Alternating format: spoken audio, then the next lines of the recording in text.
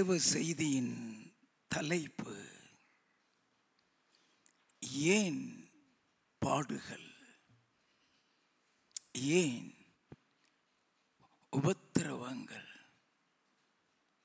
ஏன் நெருக்கங்கள்? தேவனாகிய கர்த்தர் உன்னை தெரிந்து கொண்டா இருக்கிறாரா? உன்னை குறித்து ஒரு திட்டம் அல்லது தரிசனம் வைத்திருக்கிறாரா? தேவனாகிய கர்த்தர் உன் மீது பிரியம் அல்லது அன்பு வைத்திருக்கிறாரா? அல்லது நீ கர்த்தர் மீது ஒரு வைராக்கியம் அல்லது பிரியம் வைத்திருக்கிறாயா? பாடுகள் உண்டு, உபத்திரவங்கள் உண்டு, நெருக்கங்கள் உண்டு, அவமானங்கள் உண்டு, நிந்தைகள் உண்டு. ஏன் என் வாழ்க்கையில் மட்டும் இப்படி பிரச்சனைகளுக்கு மேல் பிரச்சனை வருகிறது என்று நாம் நினைக்கலாம். நம்மால் புரிந்து கொள்ள முடியாது. எல்லாராலும் கைவிடப்பட்டு தனி மரம் போல் நிற்கலாம். ஏன் இந்த பாதை என்று புரிந்து கொள்ள முடியாது. நீ எவ்வளவுக்கு எவ்வளவு கர்த்தருக்காக வைராக்கியமாய் வாழ்கிறாயோ, எவ்வளவுக்கு எவ்வளவு கர்த்தர் மீது அன்பு வைத்திருக்கிறாயோ, நீ எவ்வளவுக்கு எவ்வளவு பரிசுத்தமாய் வாழ வேண்டும் என்று நினைக்கிறாயோ, அவ்வளவுக்கு அவ்வளவு பாடுகள் உண்டு, அவ்வளவுக்கு அவ்வளவு உபத்திரவங்கள் உண்டு. இதை புரிந்து கொள்ளவே முடியாது. இயேசு கிறிஸ்து சொன்னார், யோவான் 16:33, உலகத்தில் உங்களுக்கு உபத்திரவம் உண்டு, ஆனாலும் திடன் கொள்ளுங்கள், நான் உலகத்தை ஜெயித்தேன் என்று இயேசு சொன்னார். அப்போஸ்தலனாகிய பவுல் தீமோத்தேயுவுக்கு எழுதும் பொழுது சொல்லுகிறார், 2 தீமோத்தேயுவின் புஸ்தகம் 3வது அதிகாரம் 12வது வசனத்தில், அன்றையும் கிறிஸ்து இயேசுவுக்குள் தேவ பக்தியாய் நடக்க மனதாயிருக்கிற யாவரும் துன்பப்படுவார்கள். கிறிஸ்து இயேசுவுக்குள் தெய்வ பக்தியாய் நடக்க மனதாயிருக்கிற யாவரும் துன்பப்படுவார்கள். ரோமர் 8:18 சொல்லுகிறது, இக்காலத்து பாடுகள்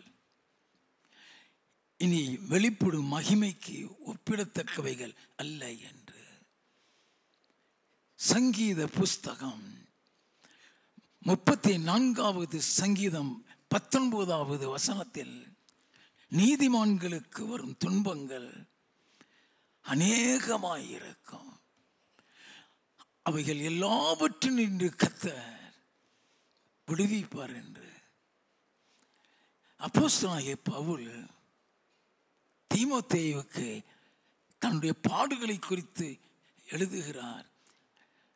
2 தீமோத்தேயுவின் புஸ்தகம் 3வது அதிகாரம் 11வது வசனத்தை வாசிக்க கேட்போம். அந்தியோகியா, இக்கோனியா, லீஸ்திரா என்னும் பட்டணங்களில் எனக்கு உண்டான துன்பங்களையும் பாடுகளையும் நன்றாய் அறிந்திருக்கிறாய். எவ்வளவோ துன்பங்களை சகித்தேன், எவ்வளவோ துன்பங்களை சகித்தேன், இவை எல்லாவற்றினின்றும் கர்த்தர் என்னை நீங்களாக்கிவிட்டார். எல்லாவற்றினின்றும் கர்த்தர் என்னை நீங்களாக்கிவிட்டார்.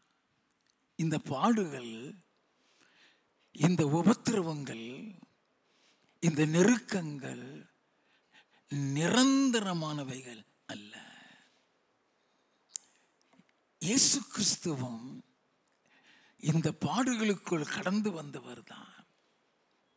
எபிரேயரின் புஸ்தகம் 12வது அதிகாரம் 2, 3 வசனங்கள். அவர் தமக்குன் வைத்திருந்த சந்தோஷத்தின் பொருட்டு அவமானத்தை எண்ணாமல் சிலுவையை சகித்து தேவனுடைய சிங்காசனத்தின் வலது பாரிசத்தில் வீற்றிருக்கிறார். ஆகையால் நீங்கள் இளைப்புள்ளவர்களாய் உங்கள் ஆத்துமாக்களில் சோர்ந்து போகாதபடிக்கு தமக்கு விரோதமாய் பாவிகளால் செய்யப்பட்ட இவ்விதமான விபரீதங்களை சகித்த அவரையே நினைத்து கொள்ளுங்கள். ஏன் இயேசுவுக்கு அந்த பாடுகள்? ஏன் அந்த பாடுகளை சகித்தார்? அவர் தமக்கு முன் வைத்திருந்த சந்தோஷத்தின் பொருட்டு அவமானத்தை எண்ணாமல் சிலுவையை சகித்தார். அப்படின்னா ஆண்டவர் உன்னை பாடுகளுக்குள்ள கொண்டு போகிறாரா? உனக்கு ஒரு பரலோகத்தில் ஒரு இடம் இருக்குன்னு அர்த்தம். ஏன் பாடுகள், ஏன் உபத்திரவங்கள், ஏன் நெருக்கங்கள் என்பதை நீங்கள் தெரிந்து கொள்ளவே தேவனாகிய கர்த்தர் இந்த செய்தியை கொடுத்து அனுப்புகிறார். ரோமரின் புஸ்தகம் 8வது அதிகாரம் 28வது வசனம். அன்றியும் அவருடைய தீர்மானத்தின்படி அழைக்கப்பட்டவர்களாய் தேவனிடத்தில் அன்பு கூறுகிறவர்களுக்கு சகலமும் நன்மைக்கு ஏதுவாக நடக்கிறதென்று அறிந்திருக்கிறோம். நல்லா கவனிக்க வேண்டும். அன்றியும் அவருடைய தீர்மானத்தின்படி அழைக்கப்பட்டவர்களாய் தேவனிடத்திலே அன்பு கூறுகிறவர்களுக்கு சகலமும் நன்மைக்கு ஏதுவாய் நடக்கிறது. உன் வாழ்க்கையில் நீ கடந்து வரும் ஒவ்வொரு பாதையும் தீமைக்கல்ல, அது நன்மைக்கு என்பதை மட்டும் நினைவில் வைத்துக் கொள்ள வேண்டும். நீ கடந்து செல்லும் ஒவ்வொரு உபத்திரவத்தின் பாதையும் கர்த்தர் உன்னோடு இருக்கிறார் என்றும் கர்த்தர் உன்னை நேசிக்கிறார் என்பதையும் புரிந்து கொள்ள முடியும். எந்த சூழ்நிலையிலும் நீ கைவிடப்பட மாட்டாய். எந்த அவமானங்கள், நிந்தைகள் நீ கடந்து வந்தாலும் நீ வெட்கப்பட்டு போக மாட்டாய். எந்த நெருக்கத்தின் பாதையும், எந்த உபத்திரவமும், எந்த பாடுகளும் தேவனால் அனுமதிக்கப்பட்டு நடக்கிறது என்பதை மட்டும் அறிந்து கொள்ள வேண்டும். தேவனாகிய கர்த்தர் இஸ்ரவேல் ஜனங்களை எகிப்தின் அடிமைத்தனத்திலிருந்து மீட்டு வெளியே கொண்டு வரும் பொழுது மகிழ்ச்சியோடு, சந்தோஷத்தோடு, ஆனந்தத்தோடு சேனை சேனையாய் புறப்பட்டு தான் வந்தார்கள். அப்படி வரும் பொழுது அவர்தான் வெளியே கொண்டு வருகிறார். ஒரு பயத்தின் பாதையில் அவர்களை வழிநடத்தி செல்கிறார். அது அவர்களால் புரிந்து கொள்ளவே முடியாது. யாத்ராகமம் 12வது அதிகாரம் 40வது 41வது வசனங்களை வாசிக்க கேட்போம். இஸ்ரவேல் புத்திரர் எகிப்திலே குடியிருந்த காலம் 430 வருஷம். 430 வருஷம் முடிந்த அன்றைய தினமே கர்த்தருடைய சேனைகள் எல்லாம் எகிப்து தேசத்தில் இருந்து புறப்பட்டது. நல்ல கவனிங்க. மிகுந்த மகிழ்ச்சியோடு புறப்பட்டு வருகிறார்கள். ஒரு கானானை நோக்கி போய்கொண்டிருக்கிறாங்க. அப்படி புறப்பட்டு வருகிற வழியில கர்த்தர் என்ன செய்கிறார்? யாத்ராகமம் 14வது அதிகாரம் 8வது வசனம். கர்த்தர் எகிப்தின் ராஜாவாகிய பார்வோனின் இருதயத்தை கடினப்படுத்தினார். கர்த்தர் அவன் இருதயத்தை கர்த்தர் கடினப்படுத்தினார். அவர்களை வெளியே புறப்பட வைத்ததும் அவர்தான். பார்வோனுடைய இருதயத்தை கடினப்படுத்தினதும் அவர்தான். 6வது 7வது வசனங்கள். அவன் தன் ரதத்தை பூட்டி தன் ஜனங்களை கூட்டிக் கொண்டு பிரதானமான 600 ரதங்களையும் எகிப்தில் உள்ள மற்ற சகல ரதங்களையும் அவைகள் எல்லாவற்றிற்கும் அதிபதிகளான வீரரையும் கூட்டிக் கொண்டு போனான். எல்லாரையும் கூட்டிக் கொண்டு போகிறான். 10வது வசனத்திலிருந்து, பார்வோன் சமீபித்து வருகிற போது இஸ்ரவேல் புத்திரர் தங்கள் கண்களை ஏறெடுத்து பார்த்து எகிப்தியர் தங்களுக்கு பின்னே வருகிறதை கண்டு மிகவும் பயந்தார்கள். ஒரு பயத்தின் பாதையிலே அவர்களை கொண்டு செல்லுகிறார். நல்ல கவனிங்க. பார்வோனுடைய இருதயத்தை கடினப்படுத்தி இவர்களை ஒரு பயத்தின் பாதையிலே கொண்டு செல்லுகிறார். வாசிப்போம். அப்பொழுது இஸ்ரவேல் புத்திரர் கர்த்தரை நோக்கி கூப்பிட்டார்கள். வாசிப்போம். அன்றியும் அவர்கள் மோசேயை நோக்கி, எகிப்திலே பிரேத குடிகள் இல்லை என்றால் வனாந்திரத்திலே சாகும்படிக்கு எங்களை கொண்டு வந்தீர். நீர் எங்களை எகிப்தில் இருந்து புறப்பட பண்ணினதினால் எங்களுக்கு இப்படி செய்தது என்ன? நாங்கள் எகிப்திலே இருக்கும் போது நாங்கள் எகிப்தியருக்கு வேலை செய்ய எங்களை சும்மா விட்டுவிடும் என்று சொன்னோம் அல்லவா? நாங்கள் வனாந்திரத்திலே சாகிறதை பார்க்கிலும் எகிப்தியருக்கு வேலை செய்கிறது எங்களுக்கு நலமாய் இருக்குமே என்றார்கள். எந்த அளவுக்கு பயந்திருந்தால் மோசேக்கு விரோதமாய் பேசியிருப்பாங்க.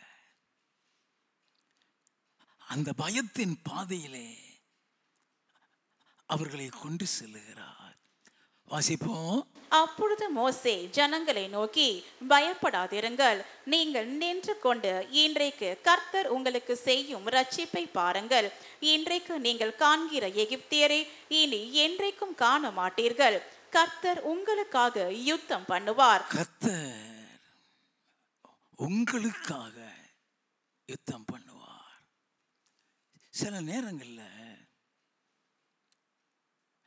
கர்த்தர் நம்மளை கொண்டு போகிற பாதை நமக்கு புரியாது. நல்லா கவனிக்க வேண்டும். உன் கூட கர்த்தர் இருக்காருங்கிறத நிரூபிக்கிறதற்கும் உனக்காக கர்த்தர் யுத்தம் பண்ணுவாருங்கிறத நீ கண்டுகொள்கிறதற்கும் உன்னை அந்த பாதையில கொண்டு போவாரு. It's very difficult to understand the path of God. தேவனுடைய பாதைகளை புரிந்து கொள்ள முடியாது. கர்த்தர் உன்னோடு கூட இருக்கிறார். கர்த்தர் உன்னை நேசிக்கிறார். கர்த்தர் உனக்காக யுத்தம் பண்ணுகிறார் என்பதை இந்த பாதையில் நீ போகாவிட்டால் உன்னால் தெரிந்து கொள்ள முடியாது. எகிப்தில் இருந்து அவர்களை வெளியே கொண்டு வரும் பொழுது என்ன சொல்லி கொண்டு வந்தார்? யாத்ராகமம் 4வது அதிகாரம் 22வது வசனம். அப்பொழுது நீ பார்வோனோடே சொல்ல வேண்டியது என்னவென்றால், இஸ்ரவேல் என்னுடைய குமாரன், என் சிஷ்ட புத்திரன். நல்ல கவனிங்க. இஸ்ரவேல் என்னுடைய குமாரன், என்னுடைய சிஷ்ட புத்திரன். நீ தேவனுடைய பிள்ளை என்பதை, அவர் உன்னை மீட்டு கொண்டு வந்திருக்கிறார் என்பதை நீ புரிந்து கொள்ளத்தக்கதாக ஒரு பாதையிலே நடத்துவார். நல்லா கவனிக்க வேண்டாம். பல நேரங்களில் நினைப்போம், நம்ம ஆண்டவருடைய பிள்ளைதானா? கர்த்தர் நம்மளை நேசிக்கிறது உண்மைதானா? கர்த்தர் நம்மளோடு கூட இருக்கிறது உண்மைதானா? அதை எப்படி தெரிந்து கொள்ள முடியும்? ஒரு பாதையில கொண்டு செல்லுவாரு. யாத்ராகமம் 14வது அதிகாரம் 16 முதல் 18 வசனங்கள். நீ உன் கோலை ஓங்கி உன் கையை சமுத்திரத்தின் மேல் நீட்டி சமுத்திரத்தை பிளந்து விடு. அப்பொழுது இஸ்ரவேல் புத்திரர் சமுத்திரத்தின் நடுவாக வெட்டாந்தரையிலே நடந்து போவார்கள். எகிப்தியர் உங்களை பின்தொடர்ந்து வரும்படி நான் அவர்கள் இருதயத்தை கடினப்படுத்தி பார்வோனாலும் அவன் ரதங்கள் குதிரை வீரர் முதலாகிய அவனுடைய எல்லா இராணுவத்தாலும் மகிமைப்படுவேன். இப்படி நான் பார்வோனாலும் அவன் ரதங்களாலும் அவன் குதிரை வீரராலும் மகிமைப்படும் போது நானே கர்த்தர் என்பதே எகிப்தியர் அறிவார்கள் என்றார். எகிப்தியருக்கு ஆண்டவரை பத்தியே தெரியாது. அவர் யாருன்னு சொல்லி மோசேட்ட கேட்டிருப்பான். ஆண்டவர் சொல்றாரு, உன் கோல்ல நீ ஓங்கி சமுத்திரத்தை பிளந்து விடு, அதற்கு மத்தியில் நம்முடைய பிள்ளைகள் போவாங்க, பார்வோனுடைய இருதயத்தை நான் கடினப்படுத்தி அது உள்ள வர வைப்பேன், அப்ப அவங்க நான் தான் கர்த்தர் என்பதை தெரிந்து கொள்வார்கள். நல்லா கவனிக்க வேண்டாம். ஆண்டவர் சொல்லி அவனை அனுப்புகிறாரு. 21வது வசனத்தில் இருந்து மோசே தன் கையை சமுத்திரத்தின் மேல் நீட்டினான். அப்பொழுது கர்த்தர் முழுவதும் பலத்த கீழ்காற்றினால் சமுத்திரம் ஒதுங்கும்படி செய்து அதை வறண்டு போக பண்ணினார். ஜலம் பிளந்து பிரிந்து போயிற்று. இஸ்ரவேல் புத்திரர் சமுத்திரத்தின் நடுவாக வெட்டாந்தரையிலே நடந்து போனார்கள். அவர்கள் வலது புறத்திலும் அவர்கள் இடது புறத்திலும் ஜலம் அவர்களுக்கு மதிலாக நின்றது. அவன் வாழ்க்கையில பார்க்காத ஒரு சம்பவம். உலகத்து பார்வையில அவங்க வெட்டாந்தரையில நடந்து போகிறது மாதிரி இருக்குது. ஆனா அவர் அவருடைய கரங்கள்ல வைத்து கொண்டு போகிறாருங்கிறது யாருக்கும் தெரியாது. அவருடைய கரங்கள்ல வைத்து கொண்டு போய் கொண்டிருக்கிறார். வாசிப்போம். அப்பொழுது எகிப்தியர் அவர்களை தொடர்ந்து பார்வோனுடைய சகல குதிரைகளோடும் ரதங்களோடும் குதிரை வீரரோடும் அவர்கள் பிறகாலை சமுத்திரத்தின் நடுவே பிரவேசித்தார்கள். கிழக்கு வெளுத்து வரும் ஜாமத்தில் கர்த்தர் அக்கினியும் மேகமுமான ஸ்தம்பத்திலிருந்து எகிப்தியரின் சேனையை பார்த்து அவர்கள் சேனையை கலங்கடித்து அவர்களுடைய ரதங்களில் இருந்து உருளைகள் கடலவும் அவர்கள் தங்கள் ரதங்களை வருத்தத்தோடு நடத்தவும் பண்ணினார். அப்பொழுது எகிப்தியர் இஸ்ரவேலரை விட்டு ஓடி போவோம், கர்த்தர் அவர்களுக்கு துணை நின்று எகிப்தியருக்கு விரோதமாய் யுத்தம் பண்ணுகிறார் என்றார்கள். கர்த்தர் அவர்களோடு கூட இருந்து எகிப்தியருக்கு விரோதமாய் யுத்தம் பண்ணுகிறார். அவங்க தெரிஞ்சுக்கிட்டாங்க, கர்த்தர் அவர்களோடு கூட இருக்கிறார், கர்த்தர் அவர்களுக்கு விரோதமாக யுத்தம் பண்ணுகிறார். மறுபடியும் ஆண்டவர் மோசேயை கோலை சமுத்திர நீரை நீட்ட சொல்லுவாரு. ஜலம் அவர்கள் எல்லாரையும் மூடுகிறான். சொன்னானே, என்று கண்ட எகிப்தியரை இனி என்றைக்குமே காண மாட்டீர்கள். நல்லா கவனிக்க வேண்டும். 31வது வசனம். கர்த்தர் எகிப்தியரில் செய்த அந்த மகத்தான கிரியையை இஸ்ரவேலர் கண்டார்கள். அப்பொழுது ஜனங்கள் கர்த்தருக்கு பயந்து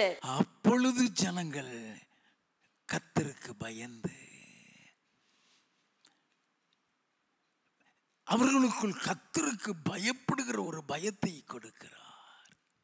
பயந்து கர்த்தரிடத்திலும் அவருடைய ஊழியக்காரனாகிய மோசேயினிடத்திலும் விசுவாசம் வைத்தார்கள். கர்த்தரிடத்திலும் விசுவாசம் வைத்தார்கள், மோசேயிடத்திலும் விசுவாசம் வைத்தார்கள்.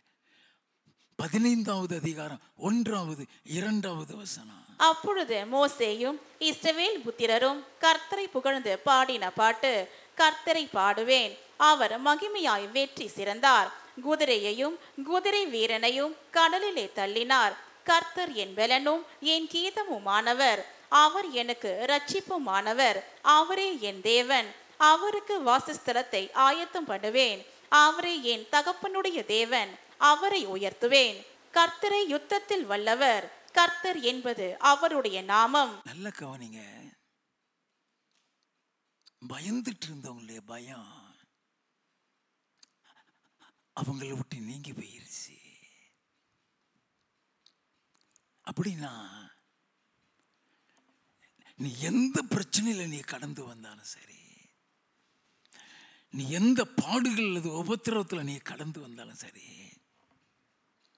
நீ எதை குறித்து நீ கலங்கி கொண்டிருக்கியோ, எதை குறித்து நீ பயந்து கொண்டிருக்கிறியோ, எல்லாமே நிரந்தரம் அல்ல, தற்காலிகமானது.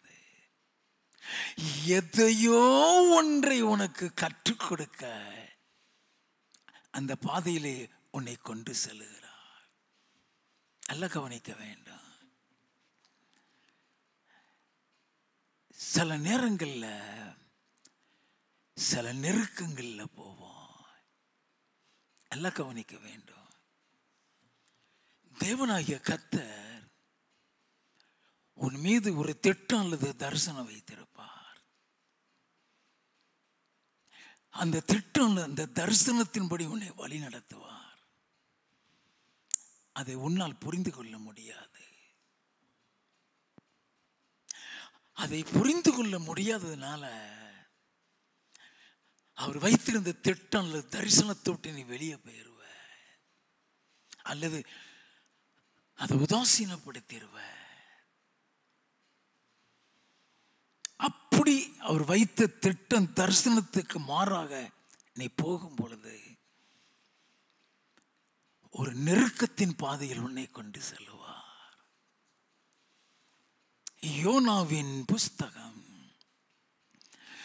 1வது அதிகாரம் 1வது 2வது வசனங்கள்.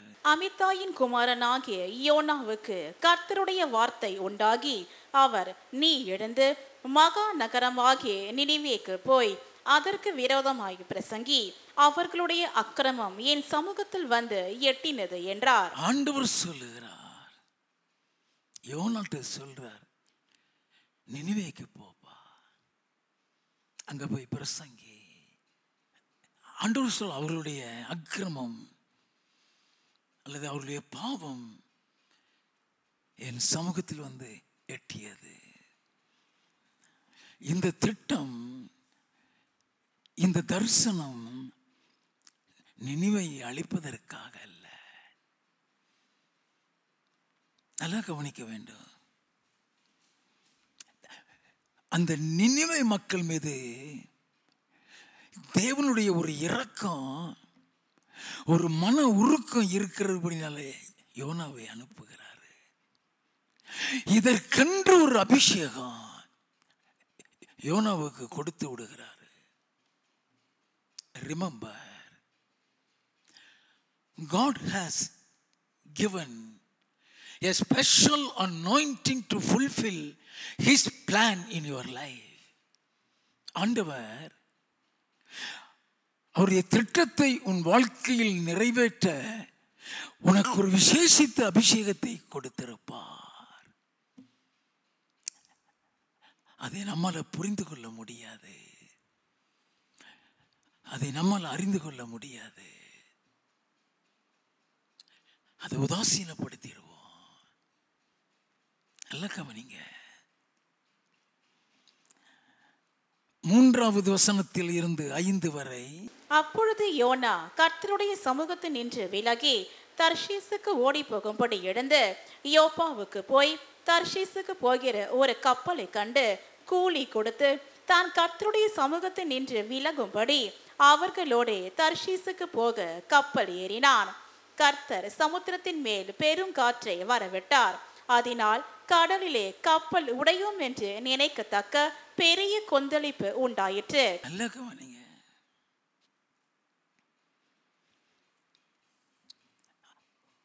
அவன் நினிவேயை விட்டு ஓடி போகிறன்னு நினைச்சிட்டான்.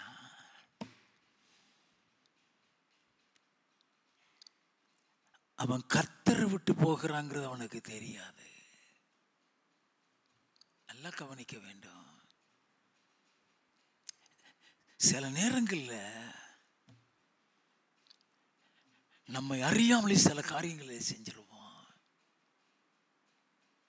We may not be aware that we are going away from the presence of the Lord. அது யோனாவுக்கு புரிய வைக்கதான் அங்க கொந்தளிப்பு, பெருங்காற்று. எல்லாம் கவனிக்க வேண்டாம். பெருங்காற்றை வரவிட்டு அதன கப்பல் உடையும் என்கிற அளவுக்கு அங்க ஒரு கொந்தளிப்பு ஏற்படுகிறது. என்ன கொந்தளிப்பு ஏற்பட்டாலும், என்ன புயல் வந்தாலும், நீ கர்த்தருடைய கையில தான் இருப்ப. உன்னை கைவிட்டுற மாட்டாரு, உன்னை அழிச்சிட மாட்டாரு. எல்லாம் கவனிங்க. வாசிப்போம். அப்பொழுது கப்பற்காரர் பயந்து அவனவன் தன் தன் தேவனை நோக்கி வேண்டுதல் செய்து பாரத்தை லேசாக்கும்படி கப்பலில் இருந்த சரக்குகளை சமுத்திரத்தில் எறிந்து விட்டார்கள். யோனாவோ வென்றால் கப்பலின் கீழ்த்தட்டில் இறங்கி போய் படுத்துக்கொண்டு அயர்ந்த நித்திரை பண்ணினான். எப்படி அயர்ந்த நித்திரை பண்றான்? நல்ல கவனிங்க. கப்பலே உடைஞ்சி போகிற அளவுக்கு கொந்தளிப்பு. ஜாமா எல்லாத்தையும் தூக்கி கடல்ல வீசி கப்பல் லகுவாக்குறாங்க. இவன் எதுவுமே தெரியாத மாதிரி ஏன் படுத்து இருக்கிறான்னா, இவனுக்கு தெரியும் இவன் நிமித்தம்தான் அந்த முழு கப்பல்லையும் கொந்தளிப்புங்கிறது.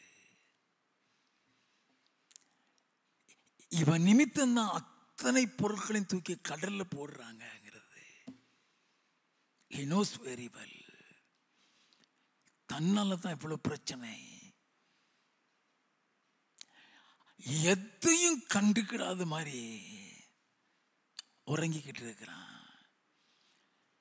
11வது 12வது வசனங்கள். பின்னும் சமுத்திரம் அதிகமாய் கொந்தளித்து கொண்டிருந்தபடியால் அவர்கள் அவனை நோக்கி, சமுத்திரம் நமக்கு அமரும்படி நாங்கள் உனக்கு என்ன செய்ய வேண்டும் என்று கேட்டார்கள். அதற்கு அவன், நீங்கள் என்னை எடுத்து சமுத்திரத்திலே போட்டு விடுங்கள், அப்பொழுது சமுத்திரம் உங்களுக்கு அமர்ந்திருக்கும். என் நிமித்தம் இந்த பெரிய கொந்தளிப்பு உங்கள் மேல் வந்ததென்பதை நான் அறிவேன் என்றான். என்னாலதான் இது வருகிறது. என்னை தூக்கி சமுத்திரத்தில் போட்டுருங்க. ஏன் சமுத்திரத்தில் போட்டுருங்கன்னு சொன்னா, மீன் வந்து முழுங்கலாம் அவனுக்கு தெரியாது. செத்து போயிட்டா நல்லதுங்கிற முடிவுக்கு வர்றான். செத்து போயிட்டா நல்லது. இதை பின்னால நீங்க தெரிஞ்சுக்கிடலாம். அவன் செத்து போகிறதுக்கு தான் விழுந்தாங்கிறத பின்னால் உள்ள வசனம் சொல்லும். எல்லாம் கவனிக்க வேண்டும். யோனாவுக்கு ஒரு நெருக்கத்தில் போக போறோங்கிறது தெரியாது. வாசிப்போம். அந்த மனுஷர் கரை சேரும்படி வேகமாய் தண்டு வலித்தார்கள். ஆனாலும் சமுத்திரம் வெகு மும்முரமாய் கொந்தளித்து கொண்டே இருந்தபடியால் அவர்களால் கூடாமற் போயிற்று. அவர்களால் கூடாமல் போய்விட்டது. வேற வழியே இல்லை. ஆனா தூக்கி போட்டுதான் ஆக வேண்டும். 15வது வசனம். யோனாவை எடுத்து சமுத்திரத்திலே போட்டு விட்டார்கள். சமுத்திரம் தன் மும்முரத்தை விட்டு அமர்ந்தது. அவனை போட்ட உடனே சமுத்திரம் வந்துட்டு. வாசிப்போம். அப்பொழுது அந்த மனுஷர் கர்த்தருக்கு மிகவும் பயந்து கர்த்தருக்கு பலியிட்டு பொருத்தனைகளை பண்ணினார்கள். இப்ப அவங்களுக்குள்ள கர்த்தருக்கு பயப்படுற பயம் வந்து, அது வரைக்கும் அவங்களுக்கு கர்த்தரை பத்தி தெரியாது. ஏன்னா நீ யாருப்பா, நீ எங்க இருந்து வந்திருக்க கேட்ட பொழுது அவன் என்ன சொன்னான் தெரியுமா? 9வது வசனம். அதற்கு அவன், நான் எபிரேயன், சமுத்திரத்தையும் பூமியையும் உண்டாக்கின பரலோகத்தின் தேவனாகிய கர்த்தர் இடத்தில் பயபக்தி உள்ளவன் என்றான். கர்த்தரிடத்தில் பயபக்தி. சமுத்திரத்தையும் இந்த உலகத்தையே உண்டாக்கின தேவனிடத்துல அந்த தேவனை பத்தியா இப்பதான் கேள்விப்படுறாங்க. அவனை தூக்கி தண்ணில போட்ட உடனே கொந்தளிப்பு நின்றுச்சு. இவங்க எல்லாரும் கர்த்தருக்குள்ள வந்துட்டான். இவங்க எல்லாத்துக்கும் கர்த்தருக்கு பயப்படுற பயம் வந்துருச்சு. 17வது வசனம், யோனாவை விழுங்கும்படி ஒரு பெரிய மீனை கர்த்தர் ஆயத்தப்படுத்தி இருந்தார். அந்த மீன் வயிற்றிலே யோனா ராப்பகல் 3 நாள் இருந்தான். அந்த மீன் வயிற்றுல 3 நாள் கிடக்கிறான். நெருக்கத்தின் பாதை. நல்லா கவனிங்க. தேவனுடைய திட்டம், தேவனுடைய தரிசனத்துக்கு அப்பால் போய்விட்டான். ஒரு மீன் விழுங்கும் தான் சாக மாட்டோங்கிறது அவனுக்கு தெரியவே தெரியாது.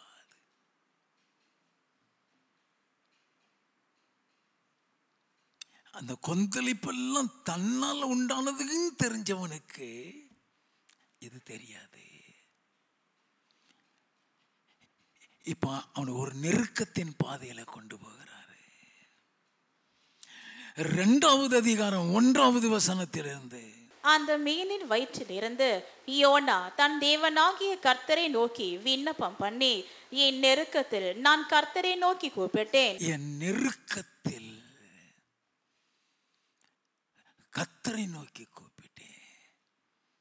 இது ஒரு நெருக்கத்தின் பாதை. நல்லா கவனிங்க. கர்த்தர் நடத்துகிற சில பாதைகளை we may not be able to understand. அந்த மீன் வயிற்றுல யோனாவை சாகடிக்கிறதற்காக ஆண்டவர் போடல. அந்த மீன் வயிற்றுல யோனாவுடைய சாப்டரை முடிய வைக்கிறதுக்காக ஆண்டவர் போடல. யோனாவை கொண்டு போகிற பாதை எதையோ யோனா கற்றுக்கொள்கிறதற்காக.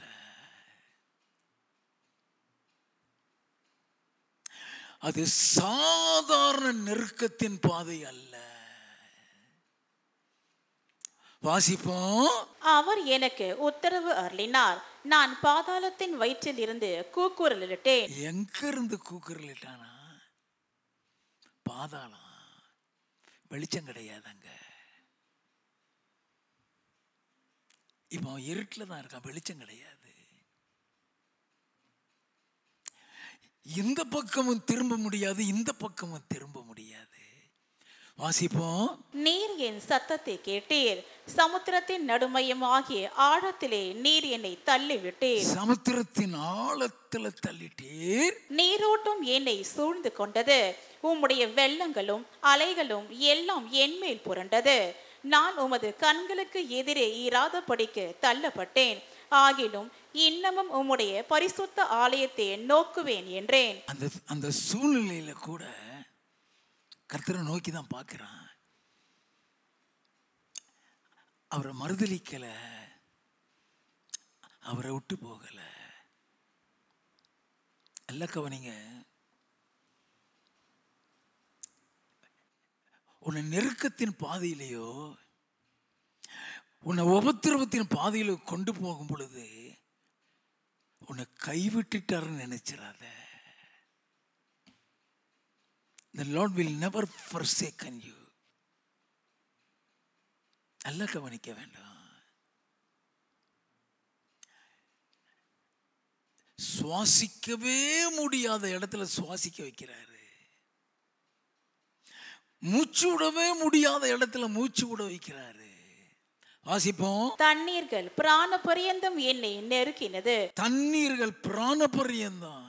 என்ன தண்ணி அது? அது என்ன தண்ணி? மீன் குடிக்கிற தண்ணி. அந்த மீன் கடலுக்குள்ள இருக்க, அது தண்ணி அது வயிற்றுக்குள்ள போய் தான் செதில் வழியா வெளியே வரும். அது வயிற்றுக்குள்ள குடிக்கிற தண்ணியும் இருக்குது, தண்ணிக்குள்ளேயும் கிடக்கிறான். அதுவும் கடல் தண்ணி. வாசிப்போம். ஆழி என்னை சூழ்ந்தது, கடற் பாசி என் தலையை சுற்றி கொண்டது. கடல் பாசி, அந்த மீன் சாப்பிட்ட பாசிகள் அவனை சுத்திக்கிட்டு இருக்குது. ஆனா சாகல.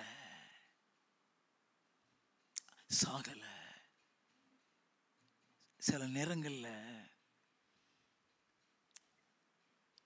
உபத்திரம் தாங்காம செத்து போயிட்டா நல்லா இருக்கும் நினைப்போம். சில நேரம் பாடுகள் தாங்காம தற்கொலை செஞ்சுட்டா நல்லா இருக்குமே நினைப்போம். உன்னை சாக விட மாட்டாரு. நீ செத்து போகிறதற்காக அல்லது உன்னை அழிச்சுக்கிறதுக்காக கர்த்தர் உன்னை பாடுகளுக்குள்ள கொண்டு போக மாட்டாரு. நல்ல கவனிங்க. எதையோ உன்னை கற்றுக் கொடுக்கிறதற்காக ஒரு வெறுமையின் பாதையில் உன்னை கொண்டு போவாரு. உன்னால புரிஞ்சுக்கிட முடியாது.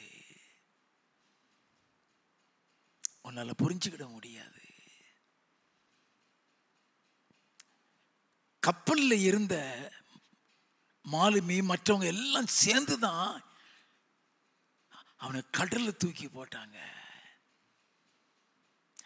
ஆனா கடல்ல தூக்கி போட்டது அந்த மாலுமிகளும் கப்பல்ல உள்ளவங்களும் இல்லை, அது கர்த்தருங்கிறது யாருக்கும் தெரியாது. Whatever the problem you are facing, whatever the suffering you are going through, whatever the frustrations that you are undergoing, everything is allowed by God. நீ தேவனுடைய பிள்ளையா இருந்தீனா உன் மேல பிசாசுக்கு அதிகாரம் கிடையாது. அவன் உன்னை உபத்திரவப்படுத்தணும்னு வந்தா கூட கர்த்தரிடத்துல உத்தரவு வாங்கி தான் உன்கிட்ட வர முடியும். ஆண்டவரிடத்துல உத்தரவு வாங்காம வர முடியாது. யோனாவுடைய வாழ்க்கையில சாவும் வரல, வெளியே வருகிறதற்கு வழியும் இல்லை.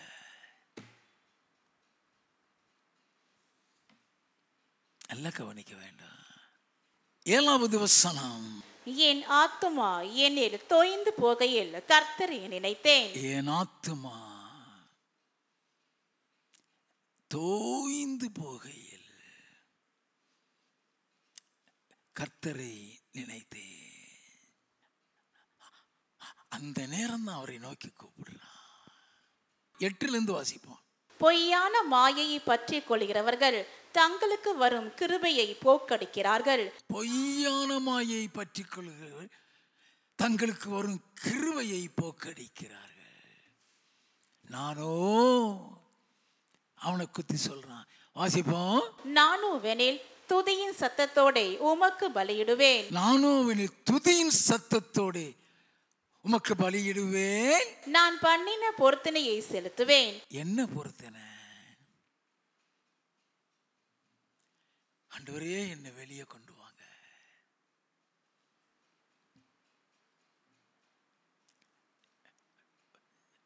நீர் சொன்னதை நான் நினைவில் போய் அறிவிக்கிறேன். உம கட்டளைக்கு நான் கீழ்ப்படுகிறேன். ஆண்டவரே நல்ல கவனிங்க. வாசிப்போம். கர்த்தர் மீனுக்கு கட்டளையிட்டார். கர்த்தர் மீனுக்கு கட்டளையிட்டார். அது யோனாவை கரையிலே கக்கி விட்டது. அது யோனாவை கரையிலே கக்கி விட்டது. 3வது அதிகாரம் 1-2. 2ஆம் தரம் கர்த்தருடைய வார்த்தை யோனாவுக்கு உண்டாகி, அவர், நீ எழுந்து மகா நகரமாகிய நினிவேக்கு போய் நான் உனக்கு கற்பிக்கும் வார்த்தையை அதற்கு விரோதமாய் பிரசங்கி என்றார். இப்ப மறுபடியும் கர்த்தர் சொல்லுகிறார், நான் பண்ணின பொருத்தனையை செலுத்துவேன் சொல்லிதான வெளியே வந்திருக்கிறான். 4வது வசனம், யோனா நகரத்தில் பிரவேசித்து ஒரு நாள் பிரயாணம் பண்ணி இன்னும் 40 நாள் உண்டு, அப்பொழுது நினைவே கவிழ்க்கப்பட்டு போம் என்று கூறினான். எப்படிப்பட்ட அபிஷேகம் அவனுக்குள்ள இருந்திருக்க வேண்டும்? நல்லா யோசிங்க. எப்படிப்பட்ட அபிஷேகத்தை கொடுத்து கர்த்தர் அவனை அனுப்பி இருக்க வேண்டும்? God has given you a special anointing, not for destruction but for construction.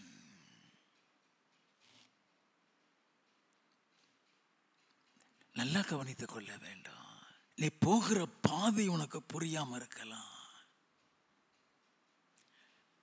நீ போகிற பாதை உனக்கு விளங்காம இருக்கலாம். ஏன் இது நடக்குது?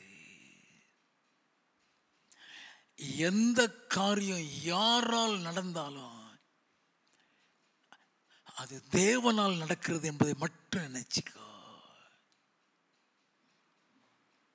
நல்லா கவனிங்க. 5வது வசனத்தில் இருந்து, அப்பொழுது நினிவேயில் உள்ள ஜனங்கள் தேவனை விசுவாசித்து உபவாசம் செய்யும்படி கூறினார்கள். பெரியோர் முதல் சிறியோர் மட்டும் ரெட்டுடுத்தி கொண்டார்கள். இந்த செய்தி நினிவேயின் ராஜாவுக்கு எட்டின போது அவன் தன் சிங்காசனத்தை விட்டு எழுந்து தான் உடுத்தி இருந்த உடுப்பை கழற்றி போட்டு ரெட்டை உடுத்தி கொண்டு சாம்பலிலே உட்கார்ந்தான். எல்லாரும் ரெட்டுடுத்தி சாம்பல் உட்கார்ந்துட்டாங்க. அவன் மீது வைத்திருந்த திட்டம் தரிசனம் சாதாரணதல்ல. அந்த திட்டம் நினிவேயை அழிப்பதற்கல்ல, நினிவேயை சீர்குலைப்பதற்கல்ல, நினிவேயின் மக்களை காலி பண்ணுகிறதற்கல்ல. ஆண்டவருடைய திட்டம் வேற.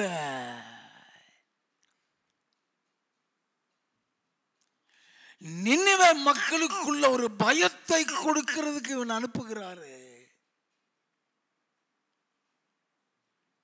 ஒரு பயத்தின் பாதை அது. இன்னும் 40 நாள்ல நினிவே அழிக்கப்படும் சொன்னா அந்த நினிவே மக்களுடைய இருதயம் எல்லாம் கலங்கி போயிடும்.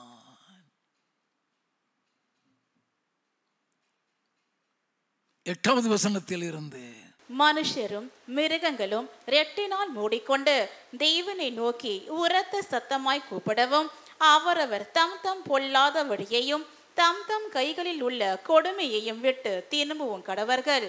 யாருக்கு தெரியும், நாம் அழிந்து போகாத படிக்கு ஒருவேளை தேவன் மனஸ்தாபப்பட்டு தம்முடைய உக்கிர கோபத்தை விட்டு திரும்பினாலும் திரும்புவார் என்று கூற சொன்னான். அவர்கள் தங்கள் பொல்லாத வழியை விட்டு திரும்பினார்கள் என்று தேவன் அவர்களுடைய கிரியைகளை பார்த்து தாம் அவர்களுக்கு செய்வேன் என்று சொல்லியிருந்த தீங்கை குறித்து மனஸ்தாபப்பட்டு அதை செய்யாதிருந்தார். நல்ல கவனிக்க வேண்டாம்.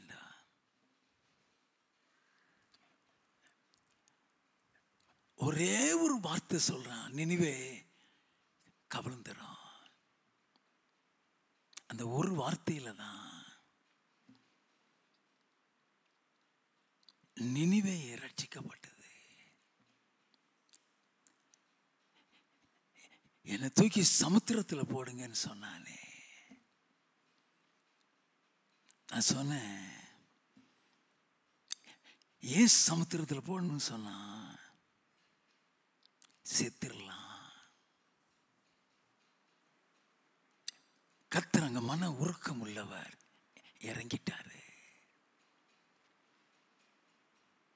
நல்ல கவனிங்க.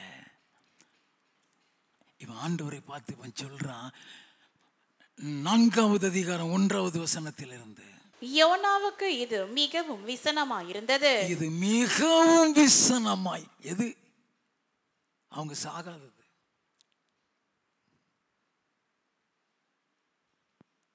அவங்க அழிஞ்சு போகாதது. வாசிப்போம். அவன் கடும் கோபம் கொண்டு கர்த்தரை நோக்கி விண்ணப்பம் பண்ணி, கர்த்தாவே, நான் என் தேசத்தில் இருக்கும் போதே நான் இதை சொல்லவில்லையா?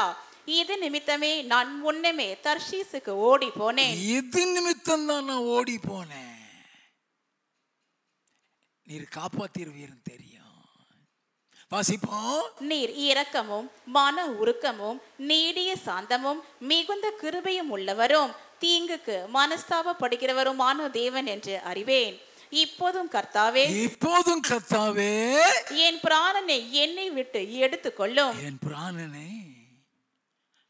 என்னை விட்டு எடுத்துக்கொள்ளும். ஏன் கடலை தூக்கி போட சொன்னா? செத்துருவான். இவர் மனசு உருகிடுவாரு. அந்த நினைவில் போய் சொல்லக்கூடாது, அங்க போய் சொல்லக்கூடாது. அதுக்கு முன்னால நம்ம செத்துருவோம். தரிசனம் உன்னை குறித்து ஒரு திட்டம், உன்னை குறித்து ஒரு தரிசனம் வச்சா கர்த்தர் உன்னை கொண்டேதான் அதை செய்வார். எல்லாம் கவனிக்க வேண்டும்.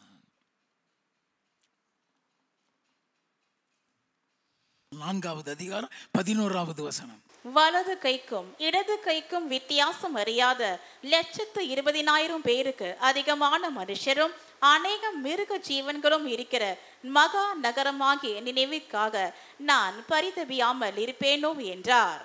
நல்லா கவனிக்க வேண்டும். அவர் இரக்கம் உள்ளவர், மன உருக்கம் உள்ளவர். பாவியையே மனம் திரும்புறதுக்கு காத்திருக்கிறவர். அவர் பிள்ளைகளை உபத்திரவத்தின் பாதையில் கொண்டு போகிறது அழிந்து போகிறதற்கல்ல. போகட்டும். ஏன் பாடுகள்? ஏன் உபத்திரவங்கள்? ஏன் அவமானங்கள்?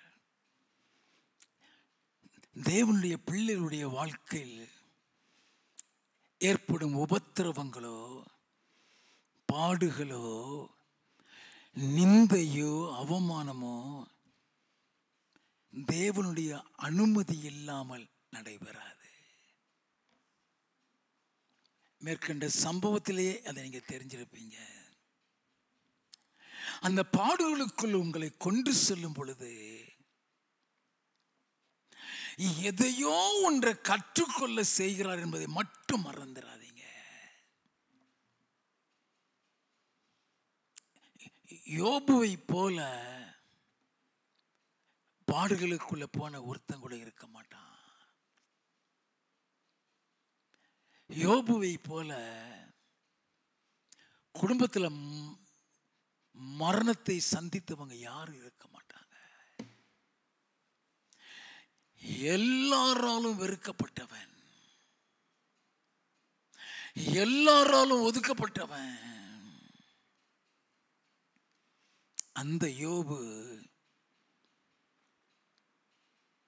அந்த நிந்தையின் பாதையில், அந்த நெருக்கத்தின் பாதையில், அந்த உபத்திரவத்தின் பாதையில் போகும்போது அவன் என்ன சொன்னான் தெரியுமா? யோபுவின் புஸ்தகம் 23வது அதிகாரம் 8 முதல் 10 வசனங்கள். இதோ நான் முன்னாக போனாலும் அவர் இல்லை, பின்னாக போனாலும் அவரை காணேன். இடது புறத்தில் அவர் கிரியை செய்தும் அவரை காணேன், வலது புறத்திலும் நான் அவரை காணாதபடிக்கு ஒளித்திருக்கிறார். ஆனாலும் நான் போகும் வழியை அவர் அறிவார்.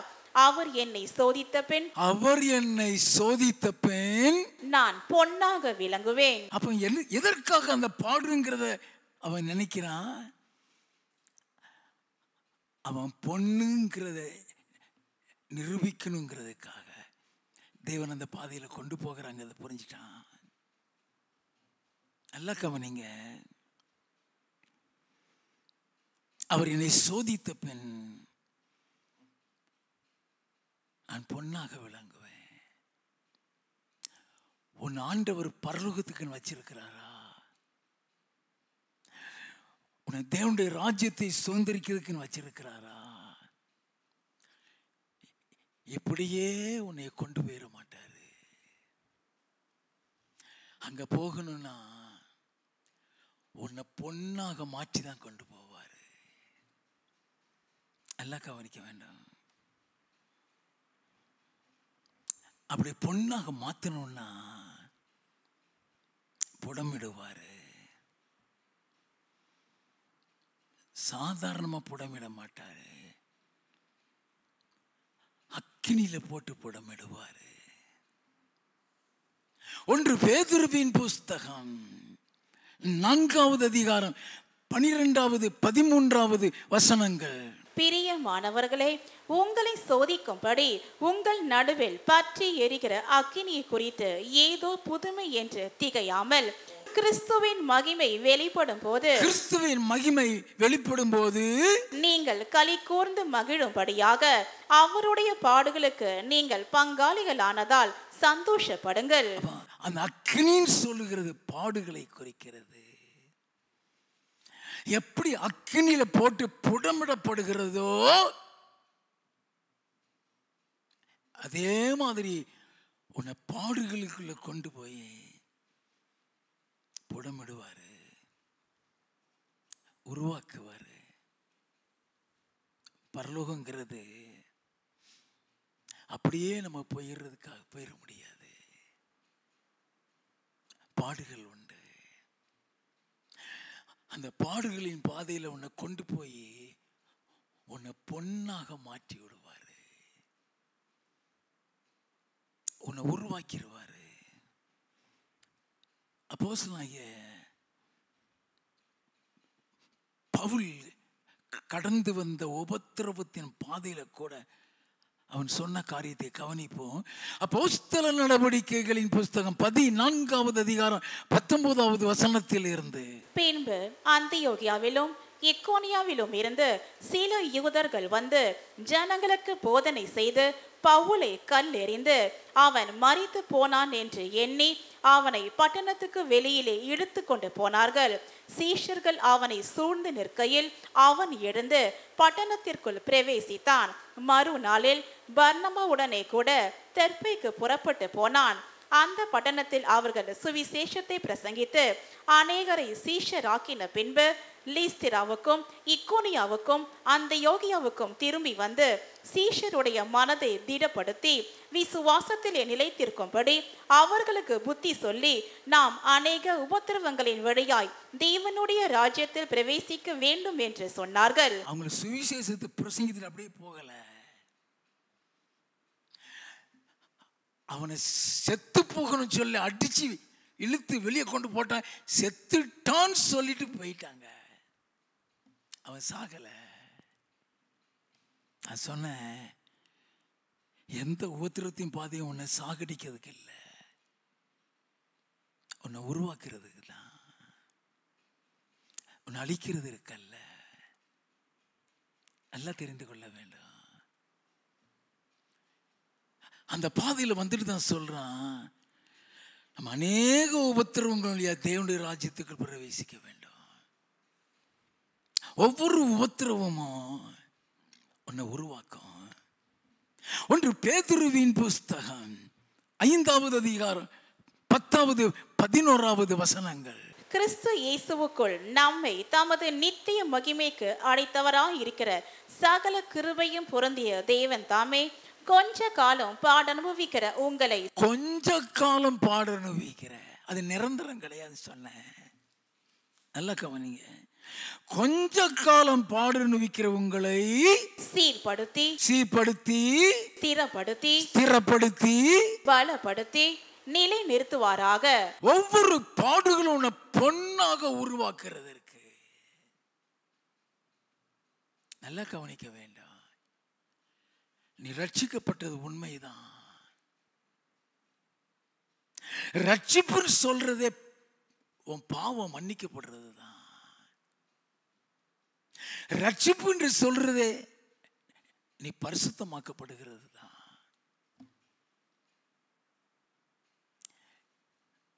ஆனா உனக்குள்ள இருக்கிற சுபாவம் ரட்சிக்கப்பட்ட உடனே மாறுகிறது. அப்போ உன்னை பொண்ணாக்கணும்னா பாடுகளுக்குள்ளதான் கொண்டு போவாரு.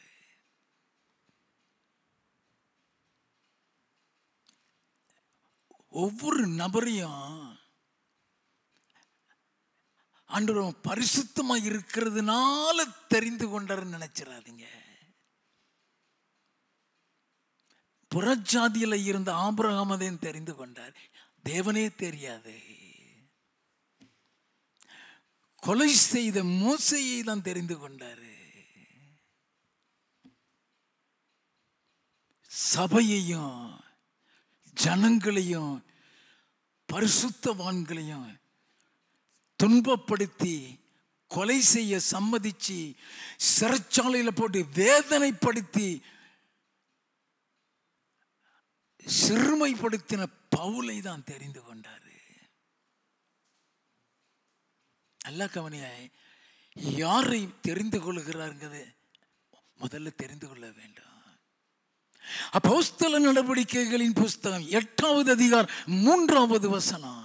சவுல் வீடுகள் தோறும் நுழைந்து புருஷரையும் ஸ்திரீகளையும் இழுத்து கொண்டு போய் காவலில் போடுவித்து சபையை பாழாக்கி கொண்டிருந்தான். சபையை பாழாக்கி கொண்டிருந்தவன். 9வது அதிகாரம் 1வது வசனத்தில் இருந்து, சவுல் என்பவன் இன்னும் கர்த்தருடைய சீஷரை பயமுறுத்தி கொலை செய்யும்படி சீரி பிரதான ஆசாரியத்திற்கு போய் இந்த மார்க்கத்தாராகிய புருஷரையாகிலும் ஸ்திரீகளையாகிலும் தான் கண்டுபிடித்தால் அவர்களை கட்டி எருசலேமுக்கு கொண்டு வரும்படி தமஸ்குவில் உள்ள ஜெப ஆலயங்களுக்கு நிருபங்களை கேட்டு வாங்கினான். எதுக்காக அவங்களை கொண்டு வர நினைக்கிறான்? பயமுறுத்தி கொலை செய்யும்படி. கொல்லவெறி பிடிச்சவன் அவன், சாதாரண ஆள் இல்ல. வாசிப்போம். அவன் பிரயாணமாய் போய் தமஸ்குவுக்கு சமீபித்த போது சடிதியிலே வானத்தில் இருந்து ஒரு ஒளி அவனை சுற்றி பிரகாசித்தது. அவன் தரையிலே விழுந்தான். அப்பொழுது சவுலே, சவுலே, நீ என்னை ஏன் துன்பப்படுத்துகிறாய் என்று தன்னுடனே சொல்லுகிற ஒரு சத்தத்தை கேட்டான். நல்ல கவனிங்க. சவுலே, சவுலே, ஏன் என்னை துன்பப்படுத்துகிறாய்? அந்த சத்தம் கேட்டதே கிடையாது. சூரிய ஒளிக்கும் அதிகமான ஒரு ஒளியை பார்க்கிறான். அப்போஸ்தல நடவடிக்கைகளின் புஸ்தகம் 26வது அதிகாரம் 15-16 வசனங்கள். அப்பொழுது நான், ஆண்டவரே, நீர் யார் என்றேன். அதற்கு அவர், நீ துன்பப்படுத்துகிற இயேசு நானே. நீ துன்பப்படுத்துகிற இயேசு நானே. இப்பொழுது நீ எழுந்து கால் ஊன்றி நில். நீ கண்டவைகளையும் நான் உனக்கு தரிசனமாகி காண்பிக்க போகிறவைகளையும் குறித்து உன்னை ஊழியக்காரனாகவும் சாட்சியாகவும் ஏற்படுத்துகிறதற்காக உனக்கு தரிசனமானேன். அவனை எப்போ தெரிந்து கொள்றாரு? சபையை துன்பப்படுத்தின நேரத்தில், கொலவெறி பிடிச்சு பரிசுத்தவான்களை சிறையில் போட்டு வேதனைப்படுத்துகிற அந்த காலகட்டத்தில் தான் அவனை தெரிந்து கொள்கிறாரு. அவனை தெரிந்து கொண்டு அவனை பொன்னாக மாத்தணுமே. அவன் பரலோகத்துக்கு போகணும்னா பொன்னாக மாத்தணுமே. அவனுக்குள்ள கிறிஸ்துவினுடைய அன்பு வர வேண்டுமே. அவன் கிறிஸ்துவை போல மாறியாக வேண்டுமே. உன்னை தெரிந்தெடுத்திருக்கிறாரா? சகோதரனே, சகோதரியே, உன்னை உருவாக்கி பரலோகத்துக்கு கொண்டு போவாரு. நீ போகிற ஒவ்வொரு பாதையும் எதையோ கற்றுக்கொள்ள. அப்படின்னா இவனை எந்த பாதையில கொண்டு போனாரு? 2 கொரிந்தியரின் புஸ்தகம் 11வது அதிகாரம் 23வது வசனத்தில் இருந்து, அவர்கள் கிறிஸ்துவின் ஊழியக்காரரா? நான் அதிகம். புத்தியீனமாய் பேசுகிறேன். நான் அதிகமாய் பிரயாசப்பட்டவன், அதிகமாய் பிரயாசப்பட்டவன், அதிகமாய் அடிபட்டவன், அதிகமாய் அடிபட்டவன், அதிகமாய் காவல்களில் வைக்கப்பட்டவன், அதிகமாய் காவலில் வைக்கப்பட்டவன், அநேகந்தரம் மரண அவதியில் அகப்பட்டவன், அநேக தரம் மரண அவதியில் அகப்பட்டவன், யூதர்களால் ஒன்று குறைய 40 அடியாக 5 தரம் அடிபட்டேன். 39 அடியாக சாட்டை வச்சு 5 தரம் அடி. வாசிப்போம்.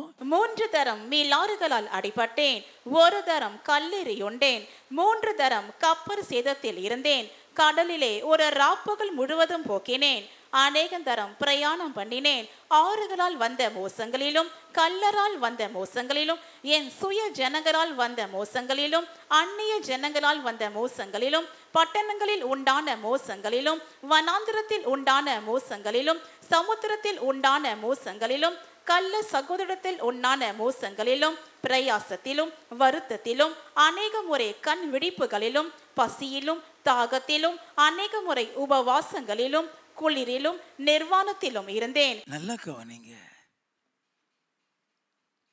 கேள்விப்பட்டிருக்கீங்களா? தெரிந்து கொள்ளப்பட்டவன், அழைக்கப்பட்டவன், ஊழியத்தின் பாதையில் அந்த பாடுகள். ஏன் அவனுக்கு இத்தனை பாடுகள்? எதற்காக இந்த பாதையில கொண்டு போகிறாரு? கொலவெறி பிடிச்சவன், இரக்கமே இல்லாதவன்,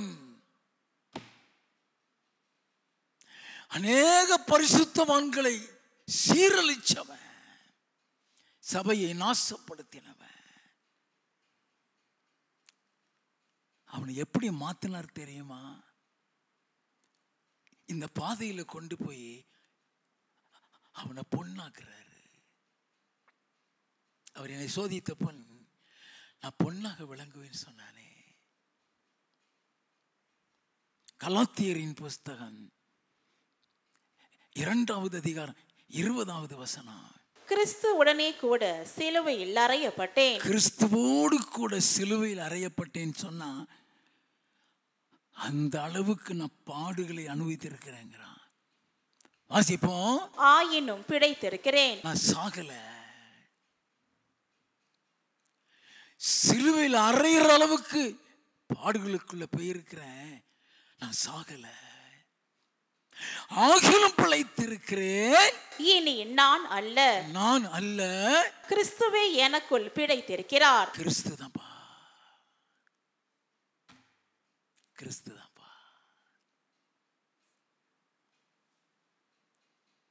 சகோதரியே, சகோதரனே, உன்னை கொண்டு போகிற பாதை அவருடைய அன்பை கற்றுக்கொள்ள,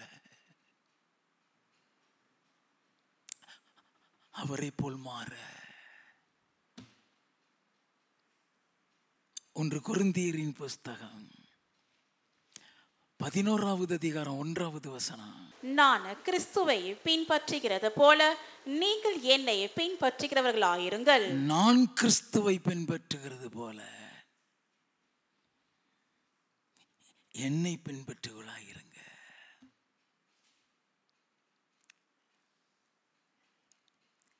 எல்லா பாதையிலும் போயிட்டான் அவன்.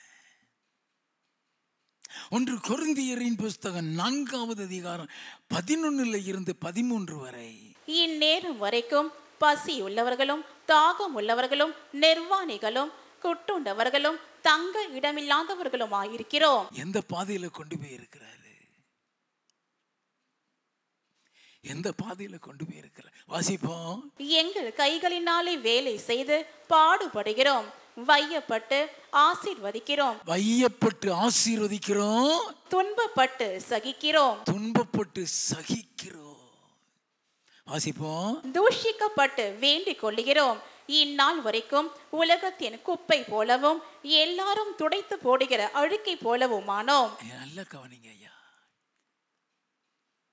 ஒரு பெரிய அரசாங்க அதிகாரி வரி வசூல் செய்து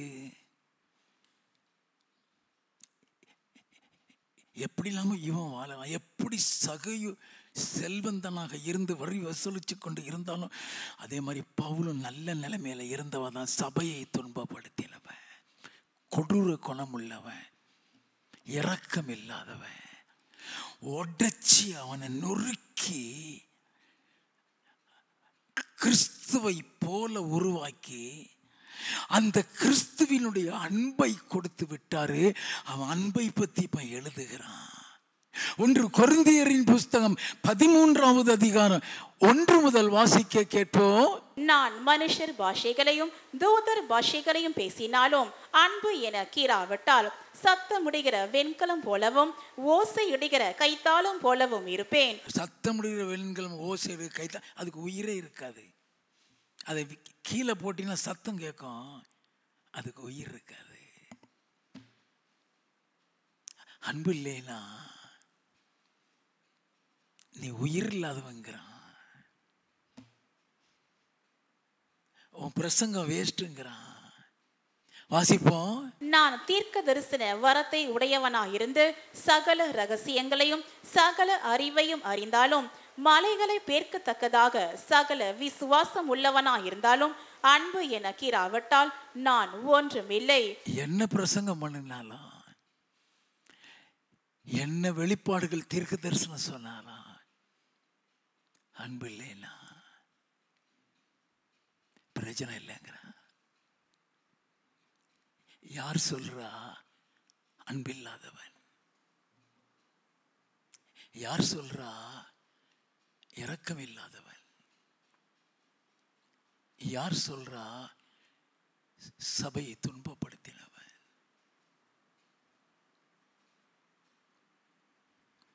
வாசிப்போம். எனக்கு உண்டான யாவற்றையும் நான் அன்னதானம் பண்ணினாலும் என் சரீரத்தை சுட்டரிக்கப்படுவதற்கு கொடுத்தாலும் அன்பு எனக்கு இராவிட்டால் எனக்கு பிரயோஜனம் ஒன்றுமில்லை. என் சரீரத்தையே சுட்டரிக்கப்படுறதுக்கு நான் கொடுத்தாலும் அன்பு இல்லாட்ட நான் ஒன்றுமில்லை.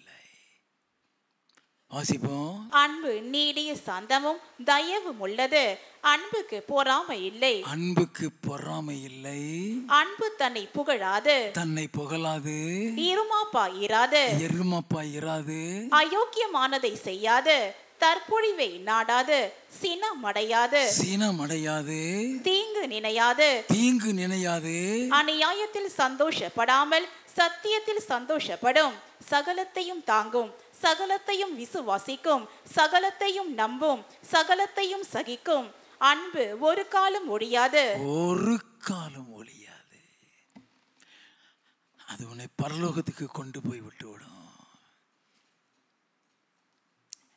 இவனை பொன்னாக உருவாக்கிட்டாரு, இவனை கிறிஸ்துவை போல உருவாக்கிட்டாரு. இவனை கிறிஸ்துவை போல உருவாக்கிட்டு 3வது வானம் வரைக்கும் இவனை கூட்டிட்டு போயிட்டு வந்துட்டாரு. இப்ப அவன் சொல்றதை வாசிப்போம். 2 தீமோத்தேயுவின் புஸ்தகம் 4வது அதிகாரம் 7வது 8வது வசனங்கள். நல்ல போராட்டத்தை போராடினேன், ஓட்டத்தை முடித்தேன், விசுவாசத்தை காத்து கொண்டேன். இது முதல் நீதியின் கிரீடம் எனக்காக வைக்கப்பட்டிருக்கிறது. இது முதல் நீதியின் கிரீடம் எனக்காக வைக்கப்பட்டிருக்கிறது. பரலோக ராஜ்யத்துக்கு ஏற்றவனாக பொன்னாக மாறிவிட்டான். யார் மோசே? யாத்ராகமம் 2வது அதிகாரம் 11வது 12வது வசனங்கள். மோசே பெரியவனான காலத்தில் அவன் தன் சகோதரிடத்தில் போய் அவர்கள் சுமை சுமக்கிறதை பார்த்து தன் சகோதரராகிய எபிரேயரில் ஒருவனை ஒரு எகிப்தியன் அடிக்கிறதை கண்டு அங்கும் இங்கும் பார்த்து ஒருவரும் இல்லை என்று அறிந்து எகிப்தியனை வெட்டி அவனை மணலிலே புதைத்து போட்டான். எகிப்தியனை வெட்டி கொன்னே போட்டான். கோபக்காரன், அந்த அளவுக்கு கோபக்காரன்.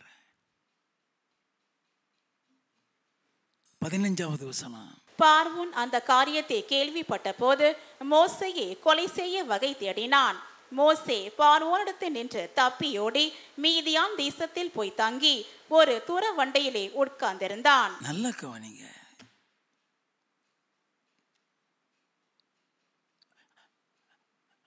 ஊரை விட்டே ஓடி போயிட்டான்.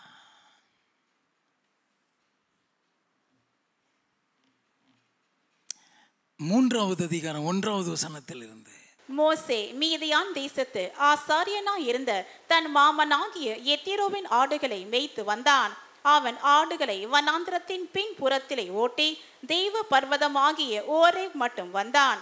அங்கே கர்த்தருடைய தூதனானவர் ஒரு முட்செடியின் நடுவில் இருந்து உண்டான அக்கினி ஜுவாலையிலே நின்று அவனுக்கு தரிசனமானார். கர்த்தர் அவனுக்கு தரிசனமாகிறார். 4வது வசனம், அவன் பார்க்கும்படி கிட்ட வருகிறதை கர்த்தர் கண்டார். முட்செடியின் நடுவில் இருந்து தேவன் அவனை நோக்கி மோசே மோசே என்று கூப்பிட்டார். அவன் இதோ அடியேன் என்றான். ஆண்டவர் பேர் சொல்லி கூப்பிடுறாரு. 10வது வசனம், நீ இஸ்ரவேல் புத்திரராகிய என் ஜனத்தை எகிப்தில் இருந்து அழைத்து வரும்படி உன்னை பார்வோனிடத்துக்கு அனுப்புவேன் வா என்றார்.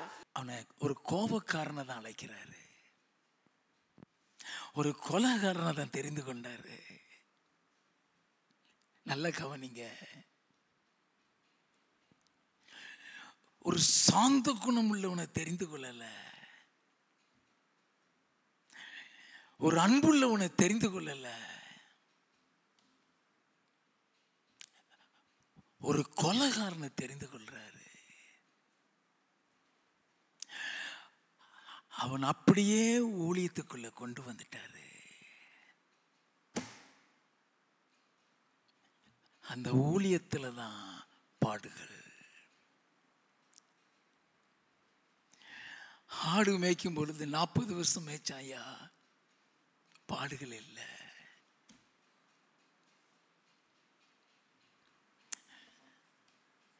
அந்த ஊழியத்தின் பாடுகள் அவனால முடியலையா, அந்த பாடுகள் அவனால முடியல. ஆண்டவரை பார்த்து சொல்லுகிறான். என் நாகமம் 11வது அதிகாரம் 14வது 15வது வசனங்கள், இந்த ஜனங்கள் எல்லாரையும் நான் ஒருவனாய் தாங்க கூடாது, எனக்கு இது மிஞ்சின பாரமாயிருக்கிறது. என்னால முடியல ஆண்டவரே, என்னால முடியலையே. கதறுகிற ஆண்டவரை பார்த்து வாசிப்போம். உம்முடைய கண்களிலே எனக்கு கிருபை கிடைத்ததானால், உம்முடைய கண்களில் எனக்கு கிருபை கிடைத்ததானால், இப்படி எனக்கு செய்யாமல் என் உபத்திரவத்தை நான் காணாதபடிக்கு, என் உபத்திரவத்தை நான் காணாதபடிக்கு இப்பொழுதே என்னை கொன்று போடும் என்று வேண்டிக் கொண்டான். எந்த பாதையில போனான்னு சொல்லுவான். ஐயா, தேவனோடு கூட முகமுகமாய் பேசினவன், தேவனுடைய சத்தத்தை கேட்டவன், என்னை கொன்று போன ஆண்டவரே. இந்த பாதை அந்த மோசையை எப்படி மாத்திச்சு தெரியுமா? என் நாகமம் 12வது அதிகாரம் 3வது வசனம், மோசேயானவன் பூமியில் உள்ள சகல மனிதரிலும் மிகுந்த சாந்த குணம் உள்ளவனாயிருந்தான். மிகுந்த சாந்த குணம் உள்ளவன்.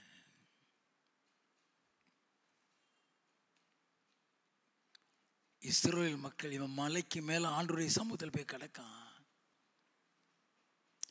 கீழே இருக்கிற ஜனங்கள் விக்கிரங்களை செஞ்சு கும்பிட ஆரம்பிச்சிட்டாங்க. என்னாகமம் 32வது அதிகாரத்தில் 7ல் இருந்து வாஸ்தம்னா கர்த்தருடைய கோபம் அவர்கள் மீது வருகிறது. கர்த்தர் சொல்லுகிறார், யாத்ராகமம் 32:9-10, பின்னும் கர்த்தர் மோசையை நோக்கி, இந்த ஜனங்களை பார்த்தேன், இவர்கள் வணங்கா கழுத்துள்ள ஜனங்கள். ஆகையால் என் கோபம் இவர்கள் மேல் மூலவும் நான் இவர்களை அடித்து போடவும் நீ என்னை விட்டுவிடு. என்னை விட்டுவிடு.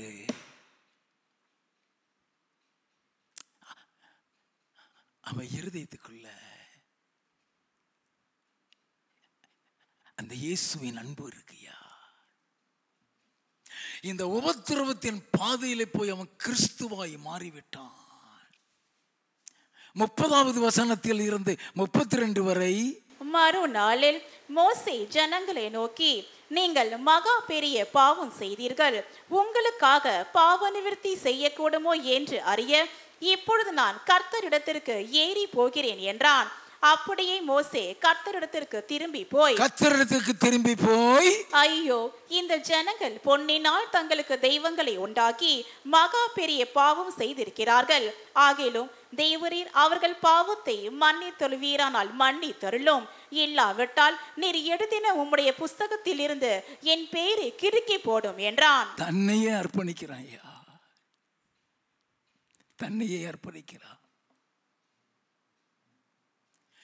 ஆண்டவரே, நீங்க இவரை மன்னிக்கலைனா என் பேரை கிறுக்கி போட்டுருங்க ஆண்டவரே. 14வது வசனம். அப்பொழுது கர்த்தர் தமது ஜனங்களுக்கு செய்ய நினைத்த தீங்கை செய்யாதபடிக்கு பரிதாபம் கொண்டார். என் இயேசுவை போல் மாறிட்டாயா, இயேசுவை போல. உபாகமம் 18:18. உன்னை போல ஒரு தீர்க்கதரிசியை நான் அவர்களுக்காக அவர்கள் சகோதரிலிருந்து எழும்ப பண்ணி என் வார்த்தைகளை அவர் வாயில் அருளுவேன். நல்ல கவனிங்க, உன்னை போல ஒரு தீர்க்கதரிசி இயேசுவை சொல்றாரு. அப்படின்னு அந்த மோசே அந்த உபத்திரவத்தின் பாதையில கொண்டு போய் இயேசுவை போல மாற்றிட்டாரியா. அதற்கு தான் பாடுகள், அதற்கு தான் அவமானங்கள், அதற்கு தான் நிந்தைகள்.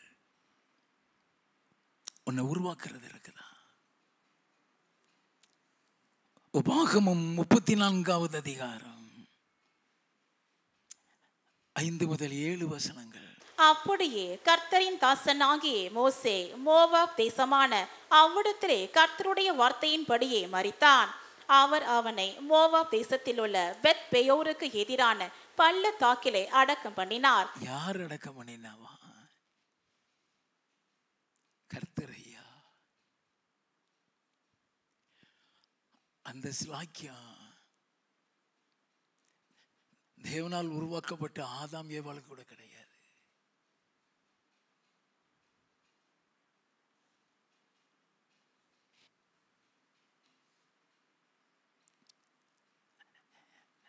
கர்த்தர் அடக்கம் பண்ணினாரா? அப்படின்னு அவன் எங்க இருக்க வேண்டும்? லூக்கா எழுதின சுவிசேஷம் 9வது அதிகாரம் 28வது வசனத்திலிருந்து. இந்த வார்த்தைகளை அவர் சொல்லி ஏறக்குறைய 8 நாளான பின்பு அவர் பேதுருவையும் யோவானையும் யாக்கோபையும் கூட்டிக் கொண்டு ஜெபம் பண்ணுகிறதற்கு ஒரு மலையின் மேல் ஏறினார். அவர் ஜெபம் பண்ணுகையில் அவருடைய முக ரூபம் மாறிற்று, அவருடைய வஸ்திரம் வெண்மையாகி பிரகாசித்தது.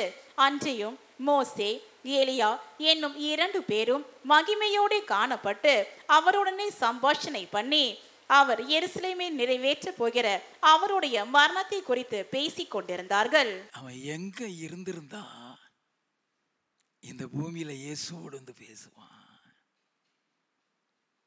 நீ கடந்து செல்லுகிற ஒவ்வொரு பாதையும்